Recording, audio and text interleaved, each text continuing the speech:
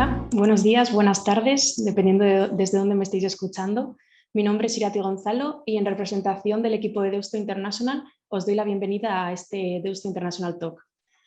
Antes de comenzar con la sesión de hoy, me gustaría informaros de que el evento está siendo grabado y próximamente lo pondremos a disposición de todas las personas que estéis inscritas. Por otro lado, en relación al desarrollo de la sesión, nos gustaría informaros de que disponéis del chat de preguntas y respuestas disponibles para formular cualquier cuestión que os vaya surgiendo durante la sesión. Y al final del webinar las resolveremos. Dicho esto, pasamos ya a presentar la sesión de hoy, que surge de la colaboración entre la Pontificia Universidad Católica de Ecuador y la Universidad de Deusto. Como resultado de esta cooperación surge esta sesión titulada Feminización de la pobreza entre el trabajo productivo y el reproductivo. Durante la próxima hora debatiremos sobre dos desigualdades interconectadas, el impacto de la pobreza en la brecha de género y el impacto de esta inequidad como generadora de la pobreza. Para tratar este asunto contamos con Ivonne Tellez Patarroyo por parte de la Pontificia Universidad Católica de Ecuador y con Aritz Arano Irizar por parte de la Universidad de Deusto. Con una experiencia profesional enmarcada en las áreas del derecho internacional, relaciones internacionales, paz y conflicto y derechos humanos, Ivonne Tellez es profesora agregada titular de la Pontificia Universidad Católica de Ecuador desde el 2011 y consultora independiente en derechos internacionales. Por su parte, Aritz Arano combina su labor como coordinador del programa de prácticas profesionales solidarias internacionales con la docencia, tanto en el grado como en posgrado en la Universidad de Deusto, y en cuanto a la investigación, está realizando su tesis doctoral dentro del programa de doctorado en competitividad empresarial y territorial, innovación y sostenibilidad. Muchas gracias a ambos por estar hoy aquí. Ivonne, Aritz, os cedo la palabra. Arratsaldeon, buenas tardes a todos y todas. Es un placer poder compartir esta sesión con Ivonne. Desde que nos plantearon la posibilidad de tener un webinar y poder conversar sobre el tema de feminización de la pobreza, cómo influyen los roles de género pues, en este ámbito, esas tensiones que se generan entre lo productivo y lo reproductivo, pues la verdad es que me entusiasmó la idea y nada, con mucho gusto de compartir hoy con todos y todas pues nuestras impresiones. Así que, Ivonne. Muchísimas gracias. Bueno, Aritz, igualmente agradecer el espacio a ambas instituciones y es un verdadero honor y un gusto, Aritz, poder entablar este diálogo contigo. Lo que nosotros nos hemos planteado hoy para un poco introducirnos en materia es reflexionar sobre algunos aspectos que consideramos nosotros importantes a considerar, sobre todo desde el contexto pandémico y pospandémico que estamos viviendo respecto de las mujeres y la situación de las mujeres y la situación del género, que entendemos de ninguna manera está superada. Entonces, para ello, comentarles o hacernos una pregunta, ¿no? ¿La pobreza tiene género? Es decir, ¿podemos hablar de que existan desigualdades interconectadas? Y en esa línea, entonces, vamos a tomar algunos datos de algunas organizaciones no gubernamentales y de organizaciones internacionales, como lo es Amnistía Internacional, como lo es ONU Mujeres, como es las Naciones Unidas en sus órganos principales, como la Asamblea General. Entonces, tenemos que tener en cuenta que desde siempre las mujeres y las niñas están más expuestas a sufrir pobreza económica en todo el mundo. Y no existe realmente ningún país en el mundo en este momento en que se dé una igualdad económica entre hombres y mujeres. La pobreza definitivamente aumenta la brecha de género y esta genera a su vez más pobreza. Entonces sí tenemos la interconexión de dos desigualdades que vulneran los derechos de las mujeres. ¿Y por qué? Porque la pobreza frena la independencia económica de las mujeres, frena los derechos, el acceso a los recursos y a derechos como educación y salud. Porque además genera menos protección de las mujeres ante la violencia. Porque las mujeres y las niñas son más vulnerables a cualquier forma de violencia y la pobreza económica es también una forma de violencia en sí misma. Y se suma obviamente a las dificultades que tienen las mujeres para tomar decisiones o participar de forma activa en la política, por ejemplo, y en la toma de decisiones respecto de lo que a las mujeres les interesa. Según Naciones Unidas, el 70% de las personas pobres en el mundo son mujeres. Es decir, que 1 de cada 5 niñas en el mundo actualmente vive en condiciones de extrema pobreza. Esto es, con menos de $1.90 al día. Hay un estudio de International Futures de la Universidad de Denver que muestran que si bien la pandemia obviamente repercutirá en todos los niveles de pobreza en general, las mujeres se verán afectadas en desproporción, sobre todo las mujeres en edad reproductiva. Para que tengamos una idea, para el 2021, por cada 100 hombres entre los 25 y los 34 años que viven en pobreza extrema, habrá 118 mujeres por cada 100 hombres. ¿Y por qué? ¿Cómo encontramos las raíces de estas cifras? Bueno, las mujeres asumen la mayor parte de la responsabilidad de cuidados de la familia. Las mujeres ganan menos, ahorran menos y tienen empleos que son mucho menos seguros. Y aunque las mujeres realizan el 66% del trabajo en el mundo y producen el 50% de los alimentos, solo reciben el 10% de los ingresos y poseen el 1% de la propiedad.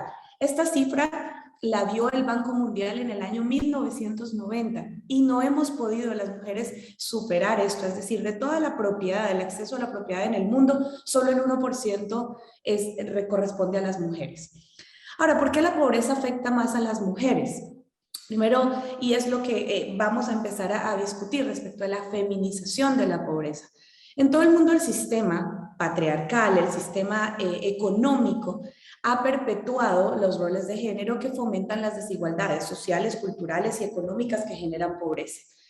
La desigualdad laboral es uno de los principales factores que potencian la feminización de la pobreza. ¿Por qué? Porque hace que las mujeres tengan salarios más bajos, trabajos no remunerados y mayor tiempo dedicado a los cuidados. Es decir, que una mujer tiene o asume entre 2 y 10 veces más el trabajo de los cuidados no remunerados respecto de los hombres. El acceso a las mujeres, bueno, a la propiedad, a la vivienda o a las finanzas sigue siendo muy difícil. ¿Esto qué hace? Repercute en que las mujeres tengamos menos autonomía para tomar decisiones sobre nuestras propias vidas en todos los aspectos que nos asisten. En la escuela, más o menos 15 millones de niñas en el mundo que no asisten a la escuela primaria, frente a 10 millones de niños varones que no asisten a la escuela. Ahora, ¿por qué el COVID genera un mayor impacto a las mujeres? Primero, hay que tener en cuenta que los efectos de las crisis nunca son neutrales en materia de género. Las crisis económicas siempre van a poner en relieve las desigualdades que sufrimos todas las personas, pero obviamente van a intensificar las situaciones de pobreza en el colectivo, es decir, en las mujeres. Las mujeres estamos soportando el mayor peso de la crisis del COVID, ya que tenemos mayor probabilidad de perder nuestra fuente de ingresos, menos probabilidades de estar cubiertas por medidas de protección social. La pandemia, ¿qué nos está generando? Más precariedad, más sobrecarga del trabajo de los cuidados y, por tanto, más dificultades para teletrabajar o mantener nuestras oportunidades de empleo. Nosotras tenemos más carga mental a la hora de conciliar el trabajo de los cuidados, el trabajo doméstico, el trabajo productivo. Tenemos mayor invisibilidad, que trabajamos en esto que se llama la economía sumergida, como por ejemplo las empleadas del hogar. Más dificultades para las familias monoparentales y, por supuesto, estamos más expuestas a violencia de género, violencia intrafamiliar.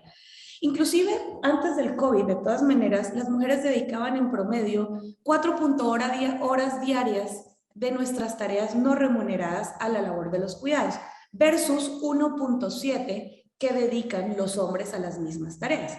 Es decir, que las mujeres siempre hemos realizado históricamente, para hacer un balance muy general, aproximadamente 3 veces más el trabajo de cuidado no remunerado frente a los hombres en todo el mundo. Entonces, a nivel mundial, esta pandemia está ensanchando y ensanchará aún más la brecha de pobreza entre las mujeres y los hombres.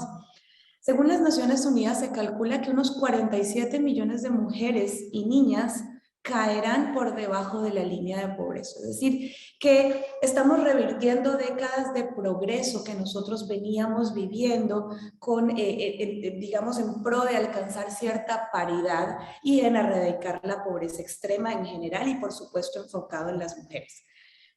Estamos calculando que con la pandemia alrededor de 11 millones de niñas no podrán volver a la escuela después de la crisis del COVID. ¿Por qué? La evidencia de crisis anteriores demuestra que muchas no retomarán sus estudios. Y obviamente, ¿esto en qué repercute? La falta de educación, la inseguridad económica también incrementan el riesgo de sufrir violencia de género. Cuando una mujer no tiene los suficientes recursos económicos, la independencia y la capacidad estructural para tomar decisiones sobre su propia vida, entonces, por ejemplo, hace que no pueda retirarse o alejarse de parejas abusivas y exista aún más o estén expuestas a ser víctimas de violencia, de explotación sexual, de trata de personas. Y por supuesto, el acceso y la restricción al sistema educativo va a repercutir en que las mujeres no tengamos ni el mismo acceso a las oportunidades laborales en el trabajo reproductivo, ni tampoco podamos igualar salarios. Y finalmente, y esto es algo que vamos a discutir más adelante, todo el impacto de lo que representa la economía de los cuidados, o sea, esta distinción entre el trabajo reproductivo y el trabajo productivo. Con esto, entonces, Arix, por favor. Sí, muchas gracias, Ivonne. La verdad es que has hecho una magnífica radiografía, ¿no?, de esa perspectiva o imagen que tiene, ¿no? La pobreza tiene imagen de mujer, dicen, y efectivamente los datos que nos has compartido pues lo corroboran, ¿no? Para complementar un poco y antes de entrar en materia, en temas más conceptuales y empezar a definir, ¿no?, esa relación entre lo productivo, lo reproductivo, qué perspectivas existen al respecto, pues por ejemplo desde la economía feminista y la economía de los cuidados, sí que me gustaría incidir, en cómo los roles de género y las percepciones afectan a los entornos más vulnerables pues, con mayor intensidad, ¿no? Por ejemplo, hace un año tuve la gran suerte de participar en un estudio que se ubicaba en Ecuador, concretamente en asentamientos periurbanos marginales, y en uno de los apartados analizábamos un poco la percepción de roles que tenían las personas pues que allí vivían, ¿no? Antes que eso estuvimos indagando un poco a nivel nacional, en este caso de Ecuador, cuáles eran esas percepciones, ¿no?, generales. Y veíamos que esta información está obtenida del Instituto Nacional de Estadística de Ecuador, que, por ejemplo, el 28% de las mujeres creen que una buena esposa debe obedecer pues, a un esposo en todo lo que éste ordene, ¿no? Y, por ejemplo, esto se intensificaba especialmente en la población indígena y en mujeres sin estudios, que ascendía hasta un 62% de los casos, ¿no?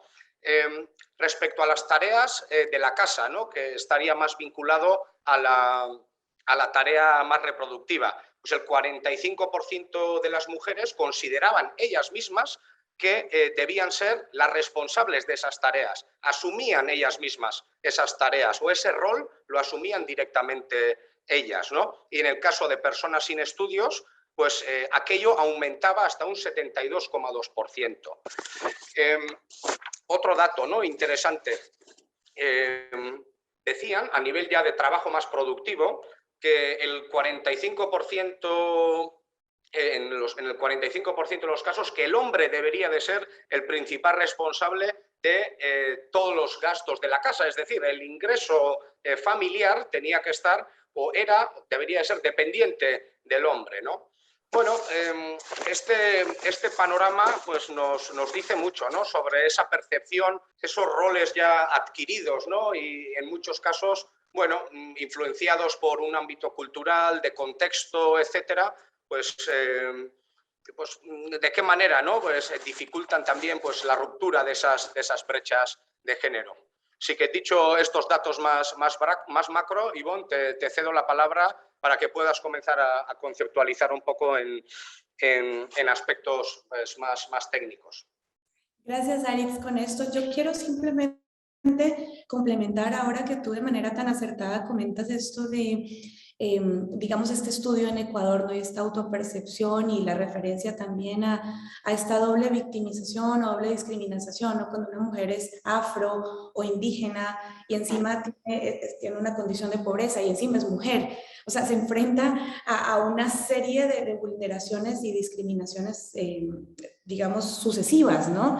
Entonces, yo quiero comentar a propósito de lo que dice Aritz, de una manera muy breve. Yo participé, también tuve la oportunidad de participar en un estudio respecto de un grupo de mujeres afro, la mayoría de ellas, en un sector de la costa ecuatoriana, en donde hace bastantes años han venido sufriendo de una explotación, algo que se conoce como la esclavitud moderna. Pero lo interesante del tema aquí es hacer la referencia de, digamos, el link de cómo una situación de esclavitud moderna, es decir, cómo hay personas que por su situación tan vulnerable están sujetas y obligadas a realizar ciertos trabajos, y esto obviamente hablo de hombres y mujeres, cómo el impacto diferenciado sigue siendo mayor en las mujeres. Entonces, algunos hallazgos breves pero interesantes en línea con lo que mencionaba Aritz, porque pues obviamente es un estudio amplio, pero ¿qué nos decía esto? Que en la empresa para la cual estas personas trabajaban, y digo trabajaban entre comillas, ¿no? Porque es un trabajo que no era un trabajo formal de ninguna manera. Lo que arrojó el caso es que hay una violencia simbólica que se ejerce desde la empresa directamente, es decir, los obstáculos que enfrentan las mujeres en el ámbito laboral están ligados a factores que limitan el desarrollo de la mujer, el reparto inequitativo de las tareas de cuidado en la familia, segregación laboral, desigualdad en condiciones laborables que se evidenciaban en las brechas salariales entre géneros y violencia basada en género como el hostigamiento, es decir, las mujeres expuestas a vulneraciones y afectaciones de tipo sexual por el hecho de ser mujeres y tener que aguantarlo por el hecho de ser mujeres. Entonces, encontramos, por ejemplo, que había diferencias entre lo que hacen las mujeres y los hombres por el hecho de pertenecer a un sexo u otro, que es lo que mencionaba ahorita Aritz, o sea, esos roles de género preestablecidos. Entonces, esto limitaba y condicionaba el acceso que tienen las mujeres a los recursos y a los beneficios que una sociedad produce, en este caso a los recursos y beneficios que efectivamente controlan y los límites que se le imponen a las mujeres para el desarrollo de sus planes de vida en todos sus ámbitos. O sea, ellas estaban limitadas o están limitadas, porque es un hecho actual, por las relaciones de poder que se establecen entre los hombres y entre la empresa y las mujeres. A ellas se les concibe como las encargadas de las funciones del cuidado en lo que concierne a la familia, a la comunidad, a las funciones residuales de lo que respecta al trabajo. Es decir, ellas estaban condicionadas a cuidar a sus compañeros de trabajo, a sus compañeros de vida, a sus hijos, a las personas vulnerables, a las personas mayores, y estaban condenadas a ejercer las funciones residuales del trabajo que se les estaba ofreciendo. Obviamente esto contribuye al empobrecimiento paulatino, porque el mayor tiempo que destinan a las funciones de cuidados hace que no reciban remuneración alguna por esto y obviamente no tengan acceso al trabajo productivo. Entonces, la invisibilidad del cuidado es palpable, dado que precariza el cuidado como trabajo productivo, lo ejerce la mujer, y no solo esto refleja la relación desigual entre géneros, sino que también inclusive la relación entre la mujer y la empresa directamente, que lo que hacía era ponerla en una condición desigual.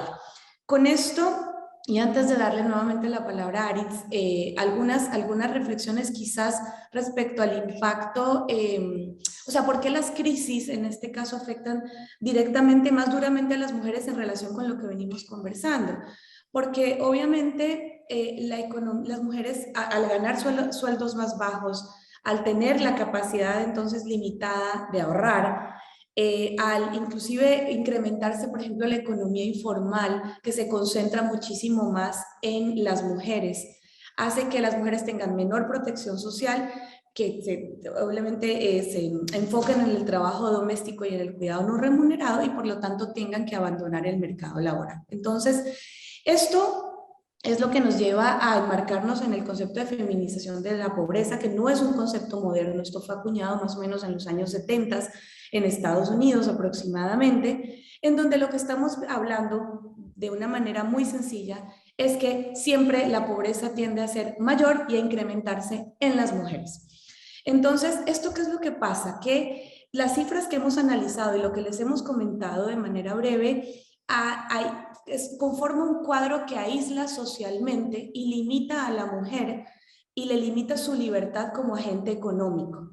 Entonces, lo que hace es que las mujeres, por ejemplo, y en el caso de la economía informal o del trabajo productivo en condiciones desiguales para la mujer, hace que los costos laborales sean bajos, que se limite la acumulación de capital incluyente por parte de la mujer, que se mantenga la mujer en el esquema salarial bajo o al margen del esquema salarial y del sistema por ende de seguridad social. Entonces hablamos de que la división del trabajo sigue siendo absolutamente desigual, que es uno de los factores de la desigualdad de género. Ahora, ¿qué aporta el concepto de economía de los cuidados y por qué queremos llevar esta reflexión? Porque es muchísimo más palpable en este contexto pandémico y pospandémico. Es decir, el lugar preponderante del cuidado que se le ha dado a la mujer es sin lugar a dudas una consecuencia del concepto de la internacionalización de la economía. Y la función doméstica que persigue la felicidad, la salud, el bienestar de todos es absolutamente necesaria para mantener el funcionamiento regular del mercado capitalista. Es decir, que la función del cuidado escala a nivel macroeconómico y pongámoslo en términos muy sencillos. Yo tengo que tener ropa limpia para poder presentarme al trabajo, ¿sí? Entonces, esta labor de cuidado, de bienestar, de asistencia, entra dentro del campo macroeconómico. El problema es que es invisibilizado y no es valorado como tal. Entonces, ¿qué es lo que se propone desde la economía de los cuidados? Que se valore este trabajo invisible, el trabajo no mercantil, un trabajo no reconocido y no valorado socialmente, que en su mayoría es desempeñado por las mujeres. Lo decía Alba Carocio en algún momento respecto pues una reconocida, digamos, feminista, y ella dice, el mantenimiento y la reproducción ampliada de la vida y la estructura del beneficio que impulsa la producción en el capitalismo tardío de consumo se apoyan en el beneficio que no podía darse sin el cuidado. Es decir, sin embargo, el ámbito productivo lo invisibiliza y lo somete a su propia lógica. Es decir, el concepto de cuidado es un concepto que no ha sido mercantilizado. Entonces, esto dificulta, por supuesto, y aumenta y enfatiza todo lo que nosotros hemos hablado como causantes y efectos de las brechas. Ahora, ¿cuál es la relación entre la feminización de la pobreza y el reconocimiento que otorga el estatus de la economía de los cuidados? Bueno, si nosotros empezamos a considerar y reconocer el trabajo no remunerado, entonces podríamos, digamos, iniciar en este tránsito hacia el análisis de la pobreza desde la perspectiva de género. Es decir, podríamos empezar a satisfacer aquellas necesidades que contribuyen a la reproducción social y a los procesos ya que los procesos de empobrecimiento femenino pues guardan relación con la disminución en el acceso a oportunidades. Si nosotros entonces visibilizamos este trabajo no remunerado y además planteamos el reconocimiento a escala estatal, o sea, a escala de política pública, entonces podríamos reducir el efecto de las pobrezas porque estaríamos trabajándolo a nivel de políticas económicos. Por ejemplo, imputar al trabajo doméstico un salario básico mínimo unificado o un costo promedio salarial, es decir, cuantificar esta labor del cuidado. Y esto obviamente tendría que enmarcarse dentro del plano de reconocimiento, revertiría también en un plano de reconocimiento de derechos que por lo tanto permiten alcanzar equidad de género o por lo menos empezar a disminuir la brecha.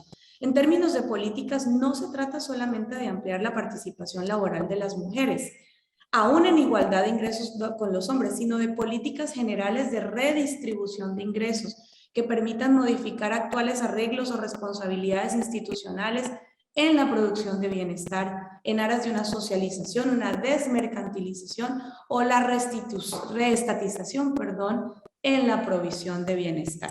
Bien, con esto, Aritz, me extendí un poco. Te cedo la palabra, por favor. Muy interesante lo que has dicho. De hecho, iba a tratar yo alguno de los temas que has estado comentando. Para añadir, ¿no? Es importante la labor crítica que ha hecho la economía feminista al respecto, ¿no? De alguna forma, desde la economía feminista pues se han estudiado diferentes ámbitos, ¿no?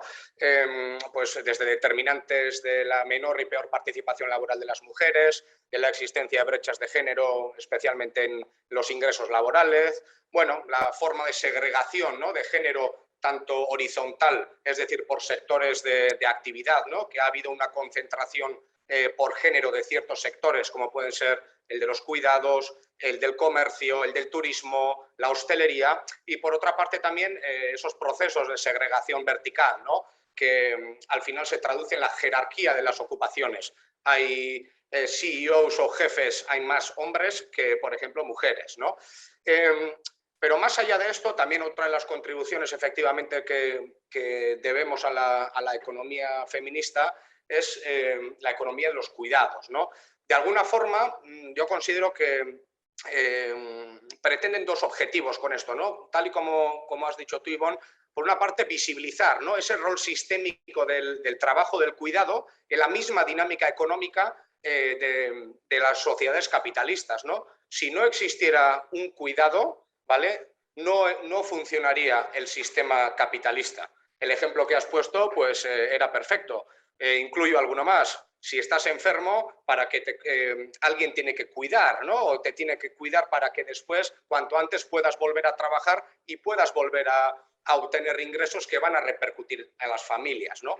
Y luego, en segundo lugar, pues dar cuenta, ¿no?, también de las implicaciones de la manera en que se organiza, digamos, el cuidado tiene para la vida económica de las mujeres, ¿no? Al final, ese rol preestablecido de asumir la labor de los cuidados por parte de las mujeres, pues genera otro fenómeno que es la pobreza del tiempo, ¿no? Es decir, por el mero hecho de tener que realizar esos trabajos invisibilizados, no reconocidos y no remunerados, de alguna forma le condiciona a no poder disponer de más tiempo para poder dedicar al mercado, digamos, productivo.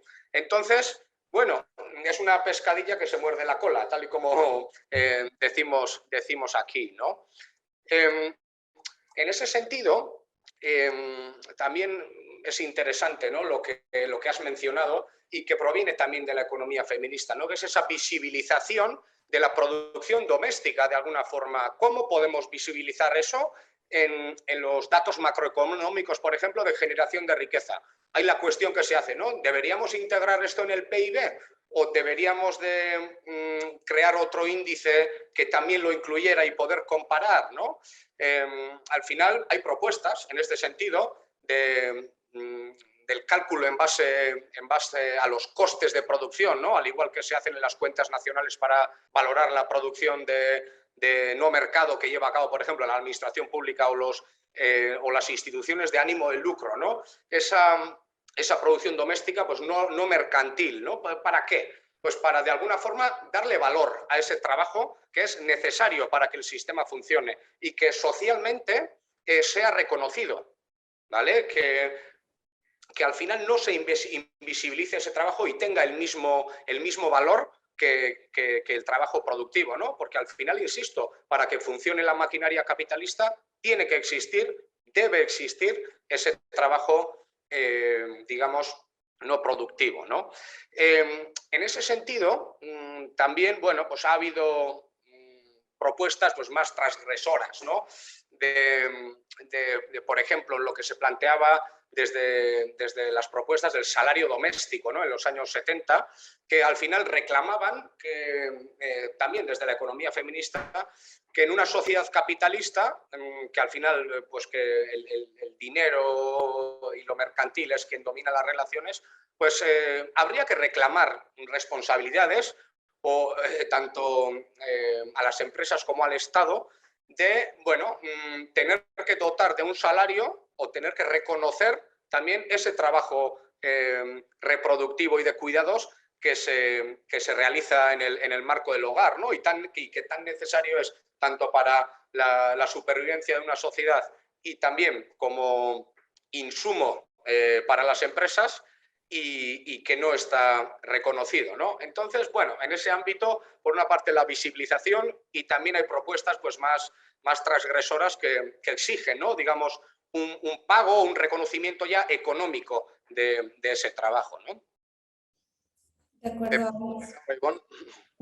Gracias. En esa línea, y tú planteas, dices, bueno, ¿qué alternativas entonces tenemos? Y creo que hay que tener en cuenta dos cosas, ¿no? O sea, por un lado está el reconocimiento, como bien lo mencionas, y por ende la subestimación del trabajo de cuidado, ¿no? Al que se somete, por ejemplo, no solo o sea, a la mujer como tal, sino, por ejemplo, también a las personas que desempeñan las funciones de empleadas del hogar o empleadas domésticas, entre otros casos. Con esto también del reconocimiento estaría aparejado la distribución de roles, ¿no? Es decir, el replanteamiento de por qué la mujer es la que tiene que ofrecer el cuidado, y simplemente no es una situación que se puede dividir en una paridad de condiciones dentro del hogar. Obviamente la mujer nunca va a poder desprenderse de su condición materna, porque pues es un tema biológico a quienes deciden hacerlo también, pues como un espacio, y aquí viene otro contexto, ¿no? Porque está la mujer que decide hacerlo y la que no ha decidido sobre su condición de maternidad y le ha tocado asumirla de otra manera. Pero bueno, un poco la función del reconocimiento y con ello aparejado también con política pública, es decir, ambos conceptos, como conceptos teóricos, el concepto de la feminización de la pobreza y la desigualdad de género, coexisten en el mismo nivel de abstracción. La existencia de una, requiere la existencia de la otra. Por lo tanto, si se rechaza una, podemos entonces entrar en el rechazo de la otra en este sentido. Entonces, ahora, la multiplicidad de las causas de la pobreza, porque otro tipo de discusión, pero de todas maneras, digamos, enfocándonos en lo que nos convoca hoy, si nosotros tenemos en cuenta obviamente la globalización, el desempleo, salarios bajos, la migración, pues hace que, y han demostrado que el impacto es mayor en la mujer y que la mujer es mucho más vulnerable al efecto negativo de estos factores. Entonces, no solamente las medidas económicas son las que permiten la superación del fenómeno, es decir, necesitamos generar medidas sociales que también ataquen la discriminación en todos los ámbitos a la que la mujer es sujeta. Entonces son dos líneas de acción, justamente Aris lo acaba de mencionar, la que atiende las causas económicas estructurales y propende por una política económica incluyente, y otra que implica el cambio de patrones culturales que den lugar a la participación política en el espacio de desarrollo digamos, ciudadano y el acceso igualitario al reconocimiento de derechos de las mujeres. Entonces, si nosotros, o sea, la superación de la visión de la esfera de la reproducción, o sea, de la esfera de los cuidados, como subsidiaria a la esfera de la producción, porque esto es lo que se plantea, estamos un poco discutiendo, entonces podría materializarse a través de algunos aspectos, algunas sugerencias que más bien sometemos a consideración de quienes nos escuchan. Primero, a igual calificación profesional y experiencia entre sexos, debería haber una igual remuneración. Es decir, y aquí la intervención estatal no puede obviarse. Lamentablemente, tienen que desarrollarse políticas de integración laboral femenina que involucren al Estado y no solamente lo dejan a la esfera privada como autorregulación, ¿no?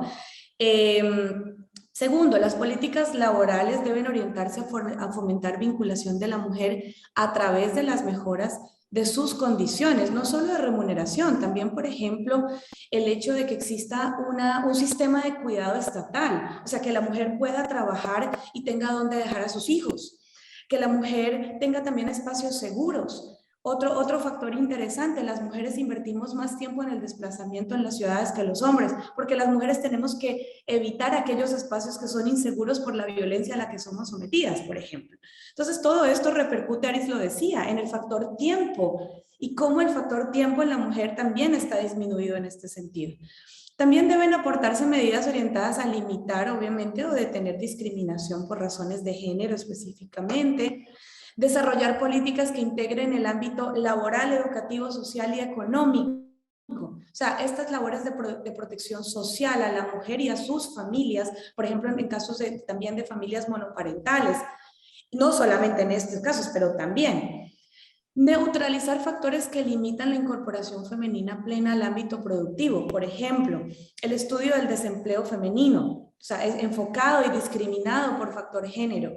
Condiciones de precariedad laboral, aquí viene embarazo, maternidad, lactancia, cuidados de otras personas, violencia doméstica. El tema de la maternidad específicamente es sumamente fuerte en el impacto que debe afrontar la mujer. Y fomento de políticas de reconocimiento del trabajo doméstico, lo mencionaba Aris, como un trabajo agregador de valor, dignificante en toda su extensión y por ende también remunerado por esfera pública, privada, pero tiene que haber una regulación estatal, por lo menos en un planteamiento de política pública. Aris. Sí, gracias, Ivonne. Pues efectivamente, pues la verdad es que las reflexiones eran muy acertadas. Yo sí que quería aportar algo sobre, bueno, aquel colectivo de mujeres especialmente pobres, ¿no? Que incluso no tienen posibilidades de acceso al trabajo, digamos, productivo. En el caso que había mencionado al inicio del talk,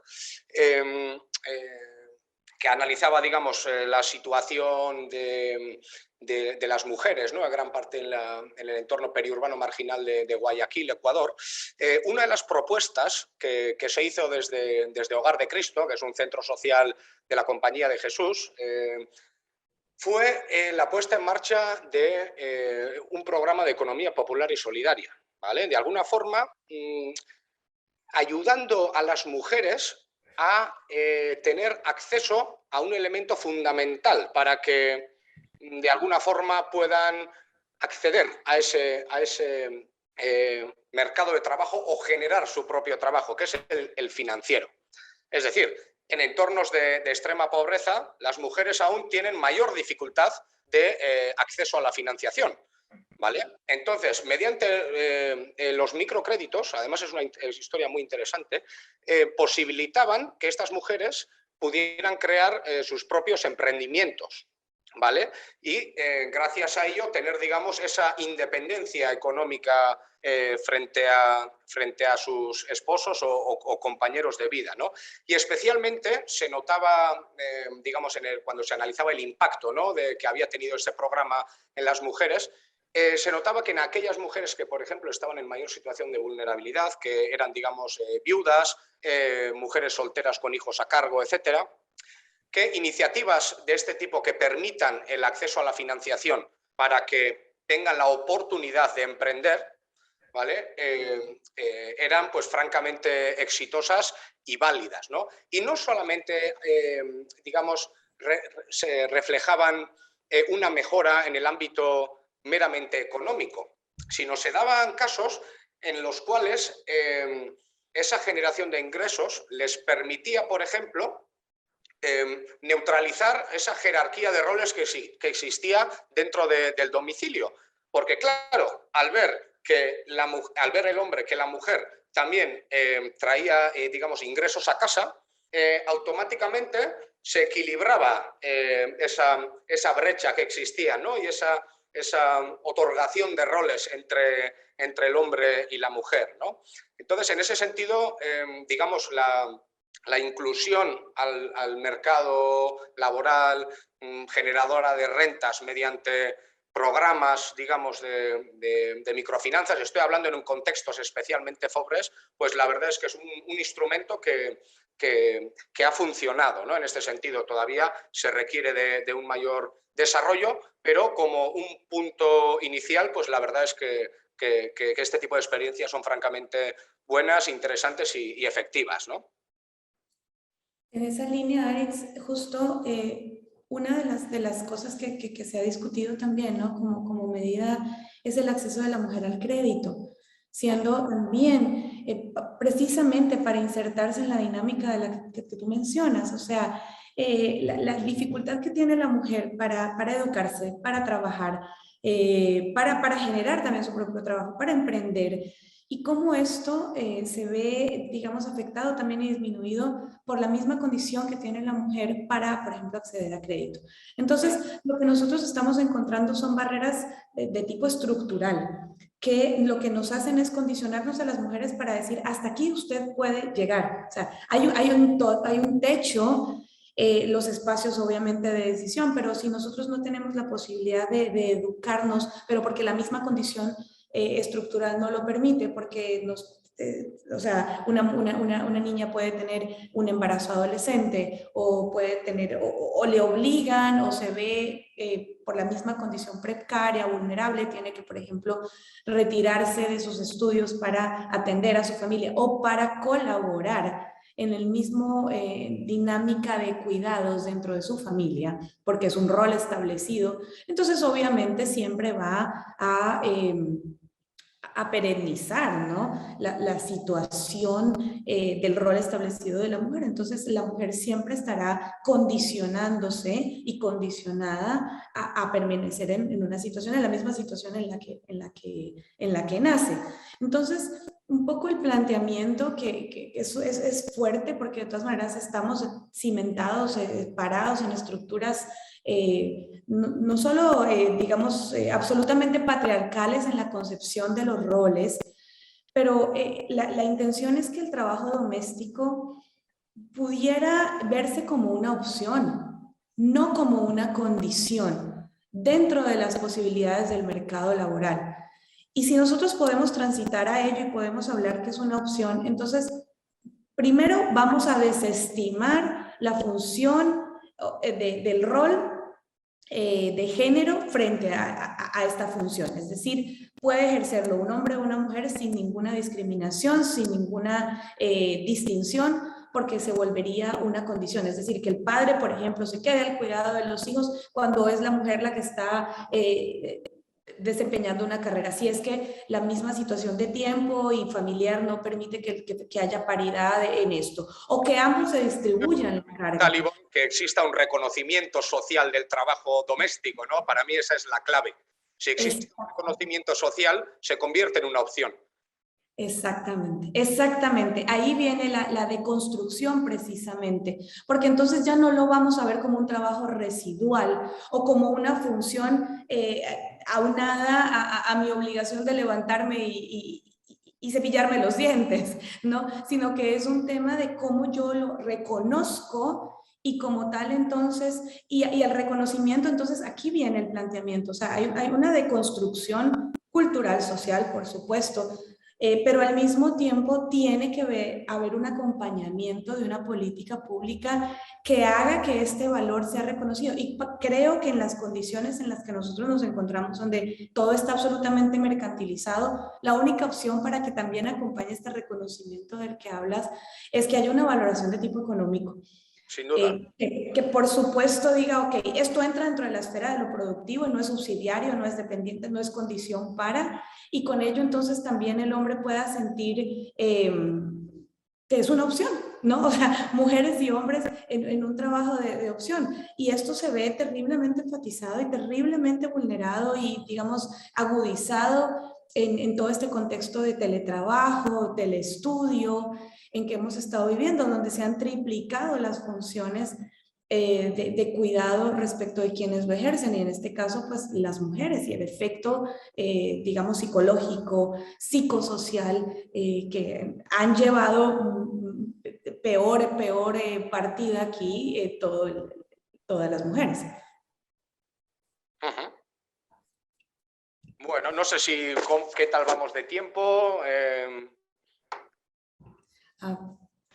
Muy bien, muchas gracias por el debate que nos habéis traído, ¿no? Y sí que nos ha llegado una pregunta sobre si conocéis algún país en el que la economía doméstica esté reconocida. No sé si alguno queréis... No, como tal, que yo sepa, todavía no se reconoce.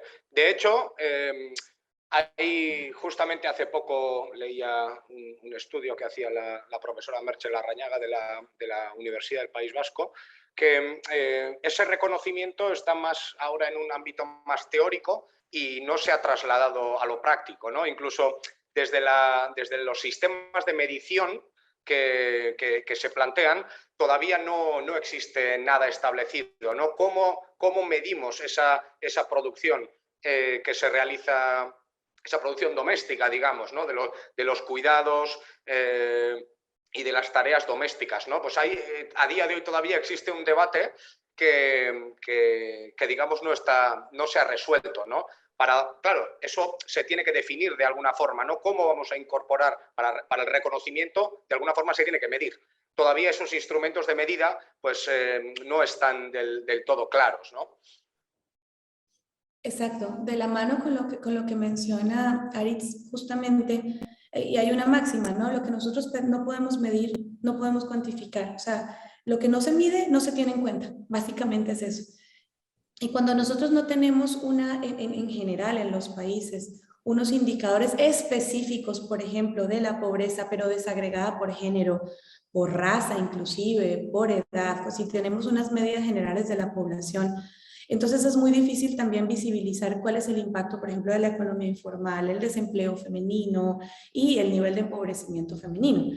Entonces, claro, no hay una medición y con ello entonces tampoco como, por ejemplo, lo incluimos en las cuentas nacionales de medición de valor agregado, cómo se incluye en el presupuesto un salario mínimo, por ejemplo, para la mujer, o ojo, mujer u hombre que ejerce esta función de cuidados, porque aquí entraríamos en esta otra discriminación. Por ejemplo, para responder a la pregunta, yo tampoco conozco un país que haya empleado este reconocimiento.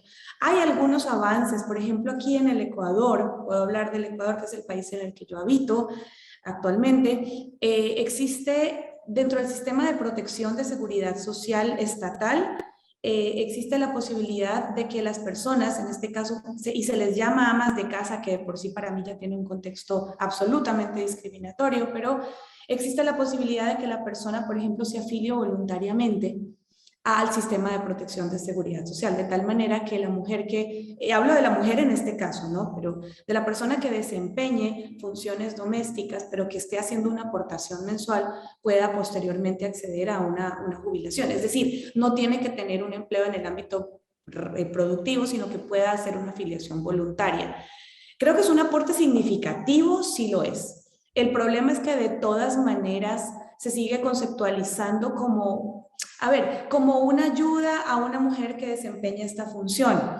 Entonces, de todas maneras seguimos cayendo en categorías de discriminación, pero también viendo la parte positiva del asunto, pues permite que de pronto una mujer que toda su vida se haya desempeñado en una función, por ejemplo, de cuidados, pudiera obtener una jubilación en el momento en que que esté enferma, que su condición de salud no le permita trabajar o que su edad no le permita trabajar, por ejemplo. Entonces, sí hay avances en política en este tipo. En Colombia también hay algo similar, más no un reconocimiento del trabajo específicamente como sí, son tal. cosas más particulares, ¿verdad? Aquí también tenemos la ley de dependencia, ¿no? Para aquellas personas que necesitan estar al cuidado de especialmente personas mayores o dependientes físicos, etcétera, existen, ¿no? Pero de una forma más subsidiaria. Digamos, no es un reconocimiento de la tarea reproductiva en su conjunto, sino de un caso específico que estaría incluido en esa tarea reproductiva y de cuidados, ¿no? Pero todavía creo que es un ámbito que requiere de muchos avances, ¿no? y de discusiones al respecto. Muy bien, muchas gracias. Bueno, no tenemos más preguntas, no sé si hay algo que os gustaría añadir. Muy bien, bueno, pues daros una vez más las gracias, Ivonne y Aritz, y por darnos esta aproximación, ¿no?, del papel de la mujer en la economía. Ha sido un placer teneros aquí con nosotros y gracias también a todos y a todas los participantes de la sesión. Gracias por habernos acompañado hoy y, como decíamos al comienzo del webinar, compartiremos el vídeo de la sesión y también os informaremos por mail de las próximas sesiones de los Deusto International Talks. Y hasta entonces estamos a vuestra disposición en udglobal@deusto.es. Entonces, nada, muchas gracias y hasta la próxima.